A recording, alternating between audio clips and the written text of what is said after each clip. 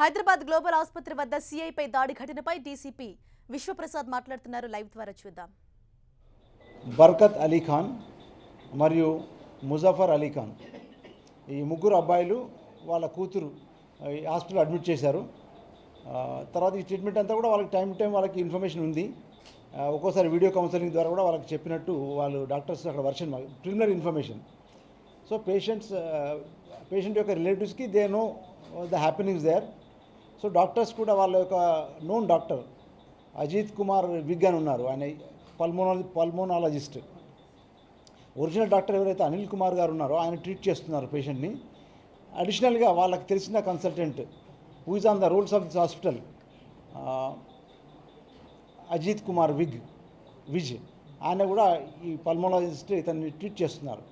So అందరు కూడా ఒక మంచి అండర్స్టాండింగ్లో వాతావరణంలో ఉన్నట్టు పరిస్థితిలో వాళ్ళు హాస్పిటల్ మేనేజ్మెంట్ కూడా ఎప్పుడు ట్రబుల్ యాంటిసిపేట్ చేయలేదు. అంతా ట్రీట్మెంట్ బాగా జరుగుతుందన్న నమ్మకంతో వీళ్ళున్నారు. వాళ్ళు కూడా ప్రొఫెషనల్స్ ఎక్స్పర్ట్స్ కాబట్టి వాళ్ళు మంచి ట్రీట్మెంట్ ఇస్తున్నారు అనుకున్నారు. సో ఎస్టర్డే అరౌండ్ 8:45 ఈ పేషెంట్ యొక్క సన్ మొయ్యుద్దీన్ పైకి వచ్చినప్పుడు వాళ్ళ ఇద్దరు బ్రదర్స్ కూడా పైకి వచ్చినప్పుడు అక్కడ పేషెంట్కి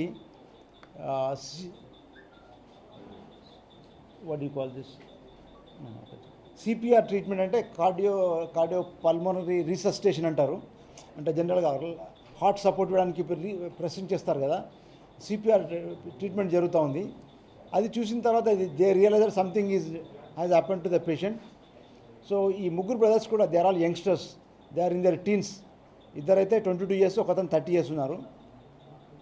వాళ్ళు చాలా రియాక్ట్ అయిపోయి ఇంపల్సివ్ బిహేవియర్, చాలా ఫెరోషియస్గా అక్కడ ఉన్నటువంటి ఒక ఫైర్ ఎక్స్టింగ్విషర్ని తీసుకొని అక్కడ ఎంఐసియు యొక్క వార్డు సంబంధించిన గ్లాస్ పెన్స్ బ్రేక్ చేశారు. సెకండ్ ఫ్లోర్లో ఉంది ఎంఐసియు యూనిట్. అక్కడ నుండి కిందికి ఫస్ట్ ఫ్లోర్కి వచ్చి దారిలో ఉన్నటువంటి స్ట్రెచర్ని కిందికి నెట్టేశారు. తర్వాత మళ్ళీ గ్రౌండ్ ఫ్లోర్కి వచ్చి అక్కడ ఉన్నటువంటి రిసెప్షన్ సెంటర్లో ఉన్న 2 కంప్యూటర్లు కింద ఎత్తేసి ప్రింటర్ని డ్యామేజ్ చేశారు. ప్లస్ రిసెప్షన్ సెంటర్లో ఉన్నటువంటి ఫ్రంట్ పోర్టులో ఉన్నటువంటి గ్లాస్ కూడా ముందు బ్రేక్ చేయడానికి ట్రై చేస్తే బ్రేక్ కాలేదు. వాళ్ళు లిఫ్ట్ చేసిన కంప్యూటర్తోనే దాన్ని గట్టిగా కొట్టి ఆ గ్లాస్ని కూడా బ్రేక్ చేశారు. So this damage of the glass panes and property of the hospital has taken place. These 3 persons have indulged in acts of vandalism టోటల్గా. అయితే వితిన్ 7 to 8 minutes హాస్పిటల్ నుంచి పోలీస్ స్టేషన్కి కాల్ వచ్చింది. ఇన్స్పెక్టర్ ఏసీ కూడా police station ఉన్నారు. Blue కోల్ట్ని ఇమీడియట్గా పంపించడం జరిగింది. Blue colt pieces, sector blue colts plus 1 waiting constable Ramchanderji, వీళ్ళు ముగ్గురు ఇమీడియట్గా పోలీస్ స్టేషన్కి, బికాజ్ ఇక్కడ నుండి మాసప్ ట్యాంక్ వెళ్ళి యూటర్న్ తీసుకొని వస్తే టైం పడుతుందని చెప్పి పోలీస్ స్టేషన్ ఇది అబౌట్ 150-200 meters దూరంలో ఉంది కాబట్టి they went by foot and running. By the time they went there, the entire damage has happened. So there was no way that police could prevent the damage.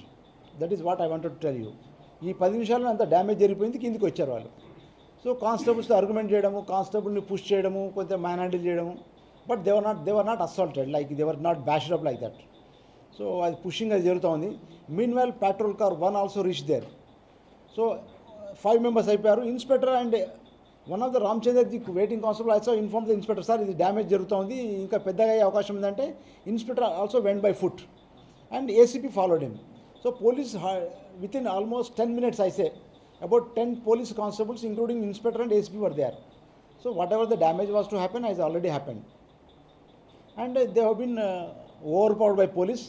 So there was no doubt they were very unruly. They have indulged in acts of vandalism. They have broken the glasses, and all the damage which was supposed to happen has happened. So with police, all the 6-7 constables plus inspector, they overpowered them and they took them into their they prevented them from further damaging. So that is the basic incident framework of the incident. So subsequently they have been taken out, and hospital meanwhile they have lodged complaints after midnight, after so much of time, on the hospital management and the doctors who had treated the patient. So దాని మీద case register చేసాం. So అయితే the guidelines of the court ప్రకారం ఏంటంటే మనం rash and negligent act మీద case book చేయడానికి లేదు కాబట్టి 174 CRPC మీద బుక్ చేసాం. కేస్ షీట్స్ సీజ్ చేసాం.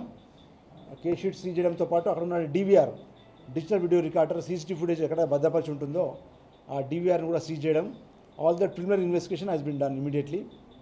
And on the complaint of the children of the diseased వాళ్ళ కేసు రిజిస్టర్ చేయడం జరిగింది.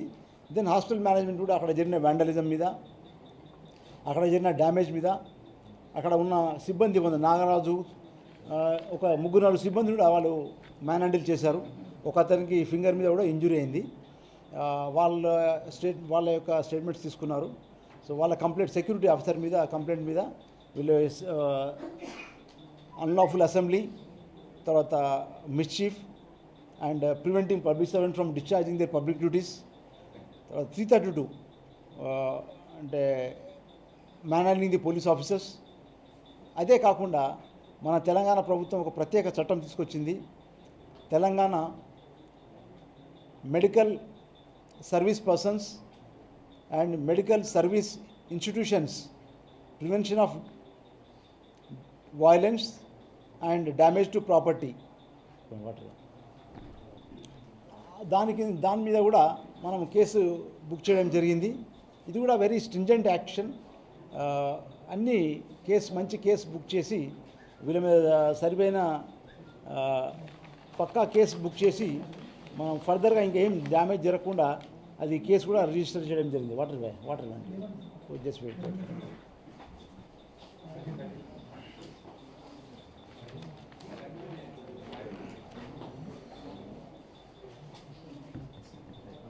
వాటర్ బాటిల్ లేదా?